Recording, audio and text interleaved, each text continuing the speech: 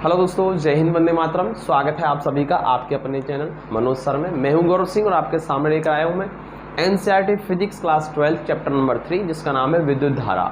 और इसमें जो है आज हमारा पार्ट नंबर 12 है।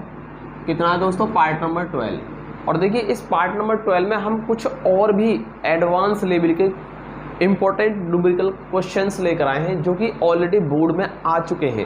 तो दोस्तों इस आज की वीडियो में सारे ही क्वेश्चन वो रखूंगा मैं जो बोर्ड में आ चुके हैं। मैं सारे इंपॉर्टेंट न्यूमेरिकल्स हैं। तो इंपॉर्टेंट न्यूमेरिकल्स की सीरीज में एक और आज का हमारा वीडियो। और वीडियो शुरू करने से पहले दोस्तों आप हमारे चैनल मनोज सर, गुरुमत इंस्टीट्यूट और फिजिक्स टॉपर्स अकेडमी को सब्सक्राइब जरूर कर लें अगर आपने सब्सक्राइब नहीं किया है तो। ठीक है, तो आपको मोटिवेशन के लिए मैंने एक यहाँ लाइन लिखी है दोस्तों, तो काफ़ी अच्छी लाइन है, इसको जरा ध्यान से देखें। Train your mind to be calm in every situation. इसका मतलब क्या है दोस्तों? इसका मतलब है अपने दिमाग को हर स्थिति में शांत रखने के लिए प्रशिक्षित करें। यानी कहने का मतलब है कि कभी कभी हमारे सामने ऐसी परिस्थितियां आ जाती हैं कि हमारा मन अशांत हो जाता है। ठीक है, अशांत हो जाता है तो हम अपने जो हमारी सामर्थ्य है उससे हट करके हम काम करना स्टार्ट कर देते हैं। मन अशांत होने की वजह से हम बहुत सारे गलत काम करने लग जाते हैं। तो कुल मिलाकर दोस्तों हमें अपने माइंड को ना इस तरीके से प्रशिक्षित करना चाहिए, मतलब इस तरीके से ट्रेन करना चाहिए अपने माइंड को कि हर स्थिति में वो शांत रहे, अशांत होकर के गलत कामों की तरफ ना जाए। ठीक है दोस्तों, तो काफ़ी अच्छी लाइन है। इसको अगर आप अपने जीवन में उतारते हैं इस चीज़ को तो आपको डेफिनेटली यहाँ से बहुत फ़ायदा होगा। ठीक है, अपने दिमाग को हर स्थिति में शांत रखने के लिए प्रशिक्षित करें। ज़्यादा कोशिश ये कीजिए कि मन आपका हर सिचुएशन, चाहे कैसी परिस्थिति हो, मन आपका शांत रहे ताकि आप एक अच्छा डिसीजन ले सकें। ठीक है, चलिए तो करते हैं इस बेहतरीन सी लाइन के साथ हम आज का सेशन स्टार्ट और लेते हैं हम पहला क्वेश्चन आपके सामने। तो क्वेश्चन है आपके सामने स्क्रीन पर, देखिए क्या है। 10 ओम प्रतिरोध के तार को 5 बराबर भागों में काटकर उनको समांतर क्रम में जोड़ा गया है। इस संयोजन का परिणामी प्रतिरोध ज्ञात कीजिए। अब दोस्तों यहां से हमको करना है क्या है? देखिए यहां हमको 10 ओम प्रतिरोध का एक तार है बड़ा सा। क्या है? एक बड़ा सा तार है, इसका पूरा प्रतिरोध है 10 ओम। कितना है? 10 ओम। इसको 5 बराबर टुकड़ों में काट दिया। 1 2 3 और 2 5, इस तरीके से 5 टुकड़े कर दिए। 1 2 3 4 5 बराबर टुकड़े कर दिए। दोस्तों अगर ये पूरा 10 ओम है तो प्रत्येक टुकड़ा कितने ओम का होगा? 2 ओम का। 2 ओम 2 ओम 2 ओम 2 ओम और 2 ओम, तभी तो मिलकर के पूरा बनेगा 10 ओम। तो 10 ओम बराबर 5 भागों में काट देंगे तो इनका प्रतिरोध बराबर हो जाएगा, यानी 2 ओम का हो जाएगा। ठीक है, इतना समझ में आता है आपको? अब इस क्वेश्चन में ये कहा है कि इन सभी टुकड़ों को समांतर क्रम में जोड़ने पर परिणामी प्रतिरोध कितना होगा। और दोस्तों ये 2 नंबर में आया हुआ क्वेश्चन है, यूपी बोर्ड 2014 का आया हुआ क्वेश्चन है। ठीक है, ये मत समझना कि जो श्रेणी क्रम और समांतर क्रम संयोजन वाले जो डेरिवेशन है वो हमारे कट गए हैं 30% में, तो यहाँ से न्यूमेरिकल नहीं आएंगे। दोस्तों ऐसी गलती मत करना। भले ही श्रेणी क्रम समांतर क्रम संयोजन के डेरिवेशन कट गए हैं 30% में इस बार, बट उससे रिलेटेड न्यूमेरिकल श्रेणी और समांतर के जरूर आएंगे एग्जाम में। ठीक है, तो इनको हमें करना है। ठीक है, कुछ बच्चों के दिमाग में आ रहा होगा इसलिए मैंने पहले बता दिया है। तो एक गलतफहमी अगर हो कि श्रेणी समांतर क्रम से न्यूमेरिकल नहीं आएंगे तो उसको निकाल देना दिमाग से। पिछली बार भी आए थे और इस बार भी आएंगे। ठीक है, पिछली बार भी श्रेणी और समांतर क्रम संयोजन कट गया था डेरिवेशन 30% में, लेकिन उसके न्यूमेरिकल आए थे। आप जाकर देख लेना, यूपी बोर्ड का पिछले साल का एग्जाम पेपर उठा के देख लेना आप। ठीक है, तो इस बार भी आएंगे। तो कुछ बच्चों के दिमाग में गलतफहमी हो तो उसे निकाल देना। चलिए देखिए, अब इन सभी को हमें क्या जोड़ना? समांतर क्रम में जोड़ना है। तो देखिए अगर हम इनको समांतर क्रम में जोड़ेंगे तो समांतर क्रम में फॉर्मूला क्या होता है? ठीक है, क्या होगा? इसको यहाँ से मिटा देता हूँ। तो फॉर्मूला क्या होगा? देखिए मान लीजिए सबका तुल्य प्रतिरोध R होगा तो कितना होगा? 1/2 प्लस 1/2 प्लस 1/2 प्लस 1/2 प्लस 1/2। 5 है ना, तो पांचों को आपने क्या कर दिया? 1/2 करके जोड़ेंगे। 2 ओम के 5 प्रतिरोध है, पांचों को समांतर क्रम में जोड़ना है तो ऐसे जोड़ेंगे इनको। तो यही तो होता है समांतर क्रम का सूत्र। ठीक है, अब देखिए इनमें सब में मैंने 2 को कर दिया एलसीएम, तो कितना बचेगा ऊपर? 1 + 1 + 1 + 1 + 1। ठीक है, यानी कि R की वैल्यू क्या आ गई यहाँ से 5/2 और कैपिटल R हो गया यहाँ से 2/5 ओम, 2/5 ओम ये होगा। अच्छा 2/5 ओम को आप चाहो तो आप इसको 0.4 ओम भी लिख सकते हो, ठीक है।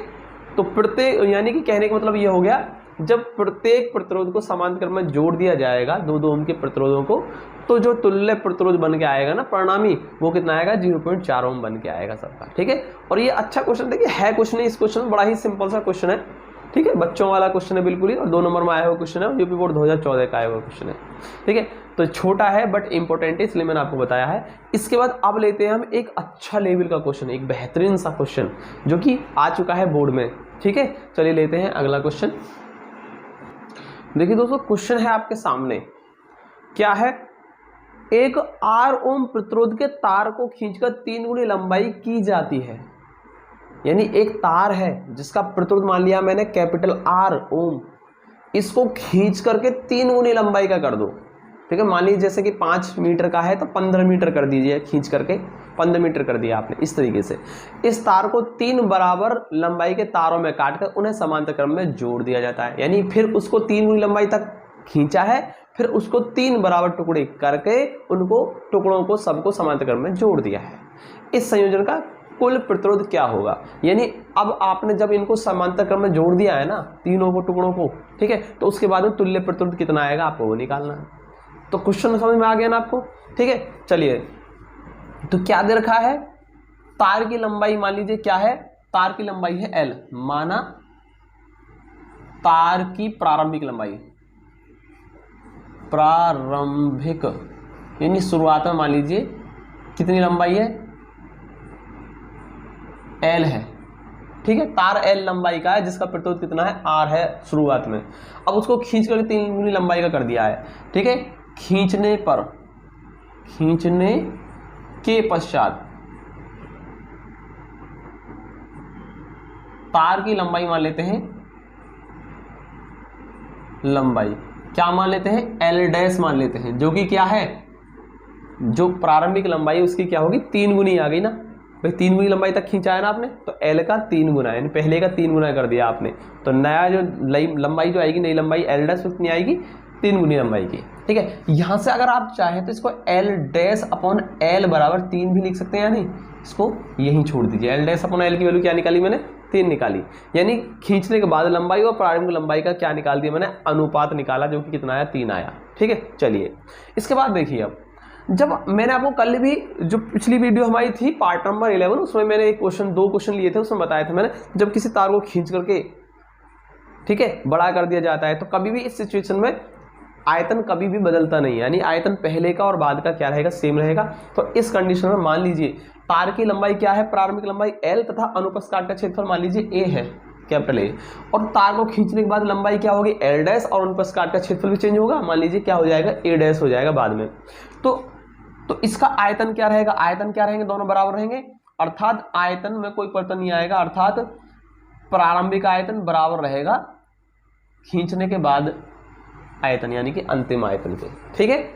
ये रहेगा A क्या है, खींचने से पहले अनुप्रस्थ काट का क्षेत्रफल और ये लंबाई, और ये खींचने के बाद लंबाई बदल गई और अनुप्रस्थ काट का क्षेत्रफल बदलेगा, मान लो A डैश हो जाता है, ठीक है। चलिए अब देखो यहां से मैं एक काम करूंगा, A अपॉन A डैश कर सकता हूं या नहीं, ठीक है, और इधर L डैश अपॉन इसको नीचे ले आएंगे L, और जो कि ये वैल्यू क्या दे रखी है, L डैश अपॉन L 3 दे रखी है। तो इसका मतलब क्या हुआ, A अपॉन A डैश और L डैश अपॉन L बराबर है, और जो कि किसके बराबर है 3, यानी इसकी वैल्यू भी 3 और इसकी वैल्यू भी 3 आ गई। इतना आपको समझ में आया, ठीक है। यहां लिख देंगे हम आयतन अपरिवर्तित रहेगा, अपरिवर्तित रहेगा, और इसीलिए मैंने क्या कर दिया है, आयतन को बराबर रख दिया मैंने। इतना आपको समझ में आ गया है, ठीक है। चलिए अब बात करते हैं हम इसके प्रतिरोध की। तो प्रतिरोध में कितना अंतर आएगा, पहले प्रतिरोध निकाल लीजिए। तो अब खींच करके 3 गुनी लंबाई का कर दिया आपने, तो नया प्रतिरोध कितना हो जाएगा भाई, प्रारंभ में तो कितना प्रतिरोध आ रहा है, जब लंबाई को खींच देंगे तो लंबाई बढ़ने से प्रतिरोध बढ़ जाएगा, तो प्रतिरोध का मान कितना होगा पहले वो निकाल लेते हैं हम। तो खींचने से पूर्व यहाँ लिखेंगे हम खींच के, यानी किसको खींचना है, तार को। तो ध्यान रखना, तार को खींचने से पूर्व प्रतिरोध कितना है, कितना है, R है। तो कैसे निकालेंगे R, rho L upon A, यही तो होगा। अब हमने इसको खींच दिया है तो हम लिखेंगे खींचने के पश्चात, तार को खींचने के पश्चात प्रतिरोध कितना होगा, क्या रहेगा, R डैश मान लेते हैं, जो कितना होगा, रो L dash upon A dash.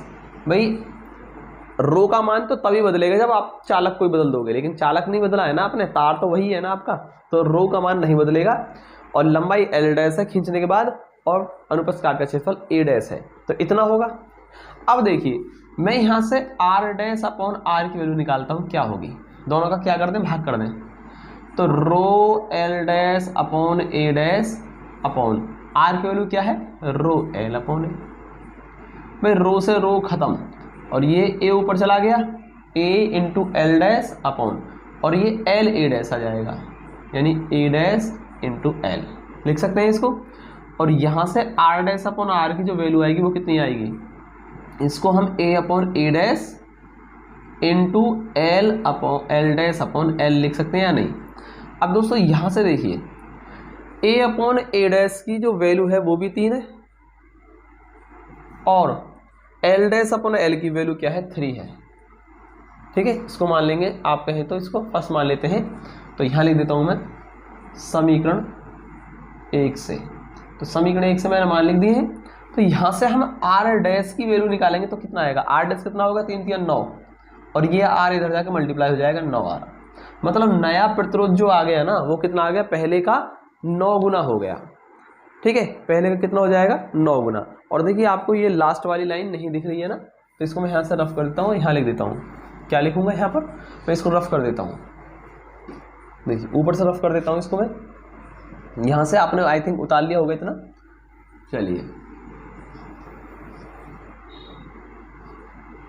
देखिए, तो यहाँ से R डैश अपॉन R की वैल्यू कितनी आ गई, 3 3 जा 9 आ गई।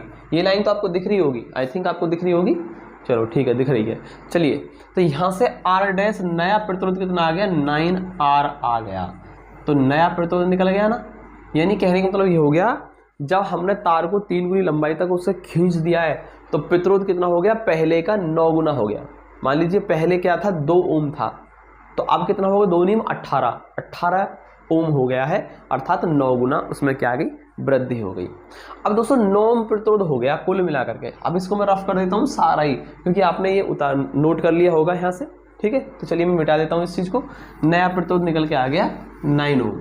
इसके बाद देखिए इसको करना क्या है, आगे की तरफ चलते हैं। इसमें क्वेश्चन में जो हमें पूछा है ना, हम उसकी तरफ चलते हैं। क्या पूछा है, बराबर लंबाई के तारों में काटकर, अब इसको क्या करना है, 3 लंबाई के यानी 3 बराबर भागों में काटना है और उनको समांतर क्रम में जोड़ देना है। तो दोस्तों जब इसको 9R का जो प्रतिरोध हो चुका है, अब इसके 3 बराबर भाग करोगे तो प्रत्येक भाग का जो प्रतिरोध होगा वो कितना हो जाएगा, 3 3 ओम होगा ना, होगा 3 ओम 3 ओम और 3 ओम, और सारे का क्या होगा, 9 ओम। तो कहने का मतलब हो गया, प्रत्येक तार का जब आप काट दोगे ना, प्रत्येक बराबर टुकड़े में विभाजित करना 3 बराबर टुकड़ों में, तो प्रत्येक का जो प्रतिरोध होगा वो 3 ओम हो जाएगा। तो आप कहेंगे 3 बराबर, यहाँ लिखेंगे 3 बराबर भागों में बांटने पर या काटने पर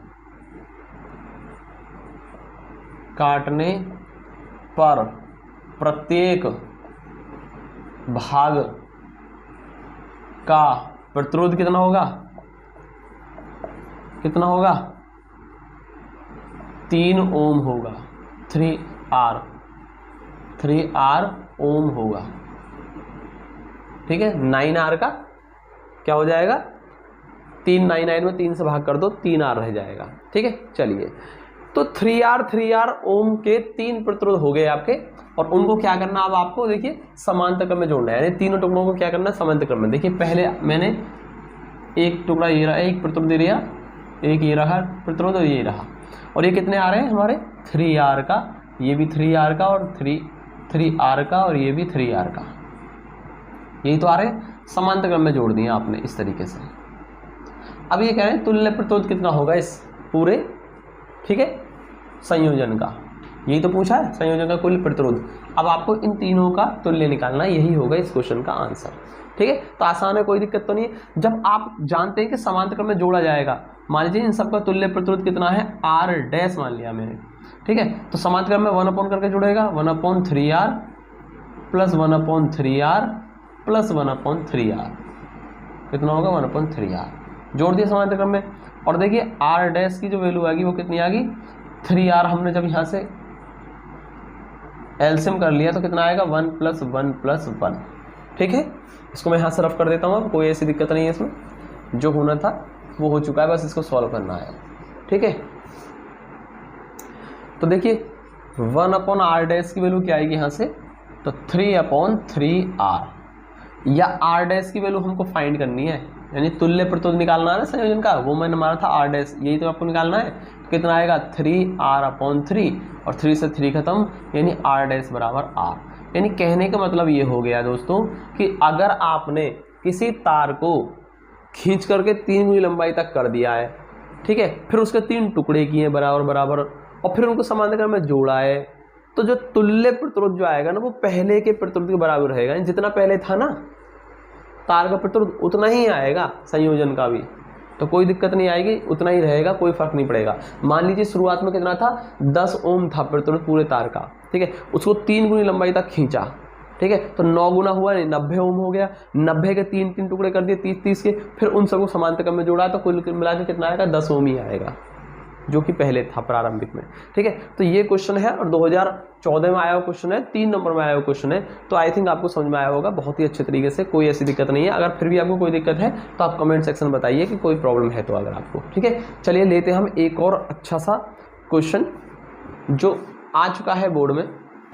देखिए दोस्तों क्वेश्चन है आपके सामने, एक परिपथ बना हुआ है, इसमें 3 प्रतिरोधन 3 ओम 3 ओम और 3 ओम इस तरीके से, और ये परिपथ इस तरीके से बना हुआ है, ठीक है। अब ए और बी बिंदु के बीच आपको तुल्य प्रतिरोध निकालना है, और ये यूपी बोर्ड 2014 में 3 नंबर में आया हुआ क्वेश्चन है।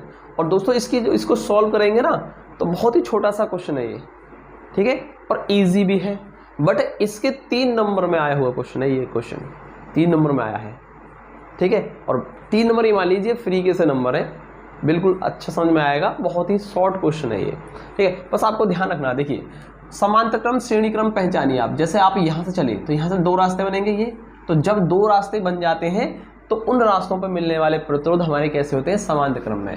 अर्थात दोस्तों इस रास्ते पर ये 3 ओम और इस वाले रास्ते पर आपके क्या मिल रहा है 3 ओम मिल रहा है ये वाला, और फिर यहाँ से फिर 2 रास्ते बन रहे हैं, एक रास्ता इधर और एक रास्ता इधर इस पॉइंट पर आकर के, तो इसका मतलब ये भी आपस में कैसे है, ये दोनों में समांतर क्रम में, यानी कहने का मतलब ये हुआ है ये दोनों आपस में समांतर में और ये दोनों आपस में समांतर है, तो इसका मतलब तीनों ही आपस में कैसे हो गए समांतर क्रम में हो गए, ठीक है। तो यहाँ से आपने ये पहचाना कि ये तीनों प्रतिरोध कैसे हैं, इस परिपथ के अंदर समांतर क्रम में लगे हुए हैं। और दोस्तों समांतर क्रम में लगे हुए हैं तीनों आपस में, तो उसके बाद में इसका तुल्य प्रतिरोध निकालना है ए और बी के बीच में, तो वो वेरी सिंपल, हम क्या जानते हैं, मान लीजिए इन सब का तुल्य प्रतिरोध कैपिटल R है, तो कैसे लगाएंगे 1/3 + 1/3 + 1/3 करेंगे, इसको हम हल कर रहे हैं ना। चलिए 1/R बराबर कितना हो जाएगा 3/3, ये कट जाएगा 1 बच गया, R = 1 ओम, तो इसका मतलब ए और बी के बीच में तुल्य प्रतिरोध कुल 1 ओम का होगा। और देखिए कितना शॉर्ट क्वेश्चन हो गया है, वेरी शॉर्ट नहीं है, ठीक है। तो बहुत क्वेश्चन शॉर्ट है, लेकिन 3 नंबर में आया हुआ क्वेश्चन है, बस इसमें क्या है कि इस पर सोचना पड़ेगा आपको कि श्रेणी में है समांतर क्रम में, सिर्फ इसी बात के 3 नंबर है इसमें, ठीक है। बाकी सॉल्व करना तो आपको आता ही है कि समांतर क्रम में फॉर्मूला ये लगाना है, बाकी आप रख कर सॉल्व कर दीजिए, तो है आसान नहीं है, ठीक है। तो बहुत ही सिंपल क्वेश्चन हो गया। अब लेते हैं हम एक और अगला क्वेश्चन अच्छा सा। तो क्वेश्चन है आपके सामने, देखिए एक फिगर बनाई है मैंने, इसमें है ए और बी बिंदुओं के बीच में आपके देखो एक 7 ओम यहाँ लगा हुआ है, एक 2 ओम और एक 3 ओम, और यहाँ लगा हुआ 4 ओम, यानी इस तरीके से आपके पास क्या है एक परिपथ है, ठीक है। अब देखिए इस परिपथ में यहाँ से धारा जा रही है ना, वो कितनी जा रही है 10 एम्पियर की धारा जा रही है इधर से ऐसे करके, ठीक है दोस्तों। अब ये 10 एम्पियर की धारा जा रही है, यहाँ से जाकर के 2 रास्तों में बढ़ जाएगी, कुछ इधर जाएगी धारा, कुछ इधर जाएगी, तो इसका मतलब क्या हुआ 2 ओम और 3 ओम कैसे हो गए समांतर क्रम में हो गए आपस में, ठीक है। तो दोस्तों हमें इसमें करना क्या है, सबसे पहले तो हमको एक काम करना है कि इस परिपथ में ए और बी के बीच में तुल्य प्रतिरोध निकालना है, कितना होगा। तो तुल्य प्रतिरोध आराम से निकल जाएगा। हमारा फर्स्ट पार्ट क्या है, हल कर रहे हैं हम इसका फर्स्ट पार्ट कि ए और बी के बीच में तुल्य प्रतिरोध निकालना। और दोस्तों सेकंड पार्ट में हमें क्या करना है, इस 3 ओम में धारा कितनी है, इस 3 ओम में कुछ धारा जाएगी ना, 10 एम्पियर धारा आपकी, कुछ इधर जाएगी कुछ इधर जाएगी। और दोस्तों ये जो प्रतिरोध है कैसे हैं, अलग अलग है, तो धारा का मान बराबर नहीं होगा दोनों में, इसमें कुछ और होगा धारा का मान, इसमें कुछ और होगा। तो आपको बताना है कि 10 एम्पियर में से इस 3 ओम में कितनी धारा जा रही है। तो आपको सेकंड पार्ट में इस 3 ओम में प्रवाहित धारा का मान निकालना। तो यही है आपके दोनों पार्ट, ठीक है। और ये 5 नंबर में आया हुआ क्वेश्चन है और 2017 का क्वेश्चन आया हुआ है। तो काफ़ी अच्छा और इम्पोर्टेंट क्वेश्चन है और काफ़ी अच्छे लेवल का भी। आप देखेंगे इसको कैसे निकालेंगे हम, ठीक है। देखिए पहला पार्ट जो कि हमें क्या करना है, ए और बी के बीच तुल्य प्रतिरोध निकालना है। तो दोस्तों तुल्य प्रतिरोध निकालना बहुत ही आसान है। इसमें देखिए 7 ओम में जो धारा जाएगी इधर से, ये यहाँ से 2 रास्तों में बट जाएगी, यानी दोनों प्रतिरोध कैसे आ गया, वो आपका समांतर क्रम। तो पहले इन दोनों का समांतर क्रम लगा दीजिए, इन दोनों का समांतर क्रम आएगा, उसके साथ 7 ओम और 4 ओम कैसे आ जाएंगे, श्रेणी क्रम में आ जाएंगे। फिर इन सब का क्या लगा देंगे, श्रेणी क्रम। इस तरीके से हम ए और बी के बीच में तुल्य प्रतिरोध निकाल सकते हैं। तो दोस्तों पहले 2 ओम और 3 ओम का तुल्य निकाल दो। तो हम लिखेंगे कि 2 ओम व 3 ओम समांतर क्रम में है, समांतर क्रम में है। तो मैंने शॉर्ट में लिख दिया है समांतर क्रम में है। और मान लीजिए इनका तुल्य प्रतिरोध क्या मान लिया मैंने, R1 मान लिया है। इनका तुल्य प्रतिरोध क्या मान लिया, R1। तो दोस्तों समांतर क्रम के लिए क्या लगाएंगे, 1 करके लगाएंगे फॉर्मूला। तो 1/2 + 1/3। और यहाँ से इनका एलसीएम आ जाएगा 6। तो यहाँ से आ जाएगा 3 + 2, यानी कि इन दोनों का प्रतिरोध जो आ गया तुल्य R1, ठीक है, वो कितना आ गया। देखिए पहले इसको सॉल्व कर लें, 5/6। तो R1 कितना आ जाएगा, 6/5 ओम आ गया। यानी कहने का मतलब क्या हो गया, इन दोनों का तुल्य क्या है, 6/5।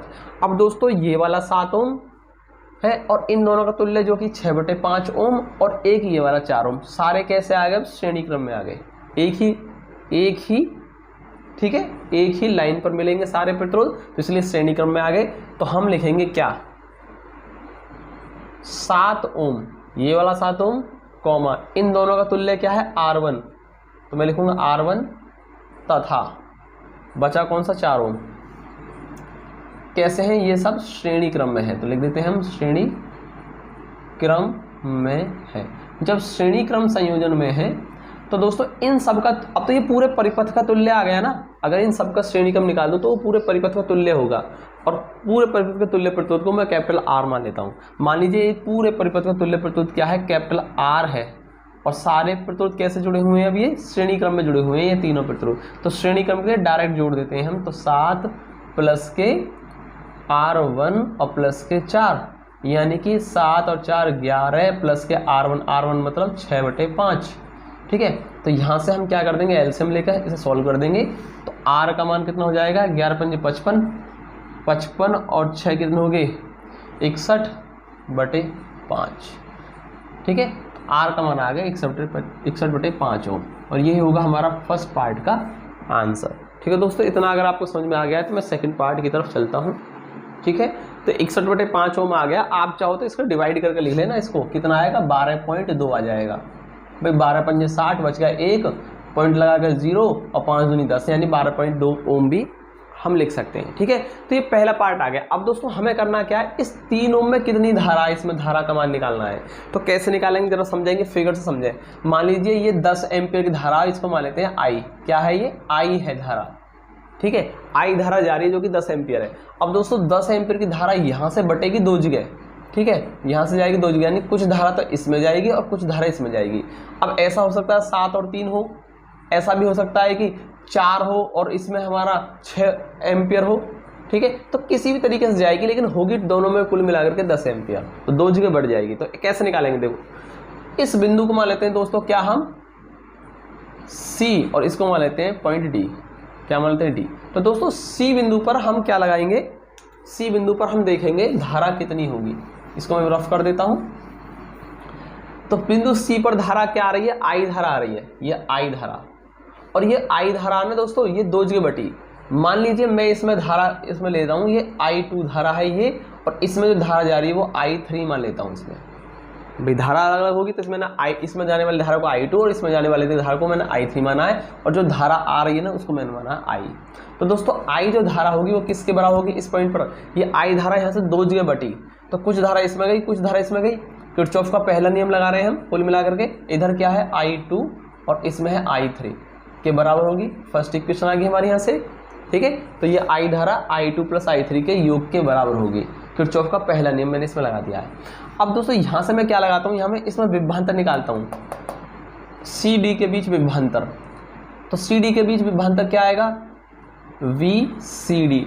तो दोस्तों एक बार तो इसके सिरों पर विभवांतर निकालता हूँ, कितना आएगा, V इक्वल टू IR, यानी करंट I2 और प्रतिरोध कितना है इसमें 2, ठीक है। लेकिन अब यहाँ से हम क्या देख पा रहे हैं कि 2 ओम और 3 ओम कैसे समांतर क्रम में है, और जब दो या दो से ज़्यादा प्रतिरोध समांतर क्रम में लगे हों तो उन पर विभवांतर का मान क्या होता है, समान होता है। अर्थात इसके सिरों पर विभवांतर भी क्या होगा, VCD, और इसके सिरों पर विभवांतर भी क्या होगा, VCD होगा, अर्थात क्या होगा, बराबर होगा। तो इसके सिरों पर विभवांतर मैंने निकाल लिया, V बराबर IR, ठीक है, करंट I2 और प्रतिरोध R।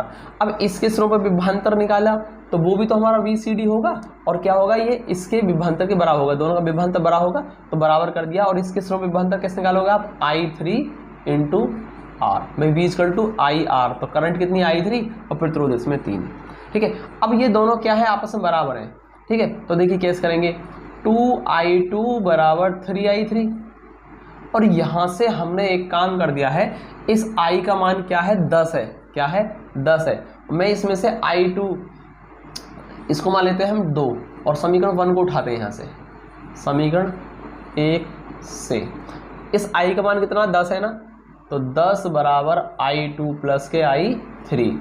हमें क्या निकालना है, 3 ओम में धारा I3 का मान निकालना है। तो I3 को रिप्लेस नहीं करेंगे हम, I2 को रिप्लेस कर देंगे यहाँ से, ठीक है। तो I2 का मान निकाल दीजिए, I2 बराबर हो जाएगा 10 माइनस I3, कर सकते हैं या नहीं, ठीक है।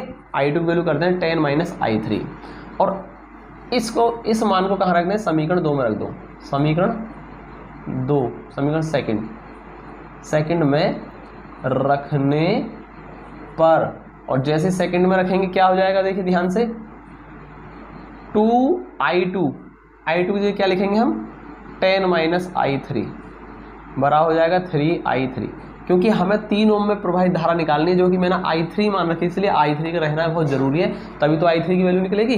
तो अब इसको सॉल्व कर दीजिए, I3 की वैल्यू निकाल दीजिए, क्या है, वही आपका आंसर हो जाएगा, ठीक है। तो कितना होगा, ये हो जाएगा 10 दूनी 20 माइनस के 2I3 बराबर हो जाएगा 3I3।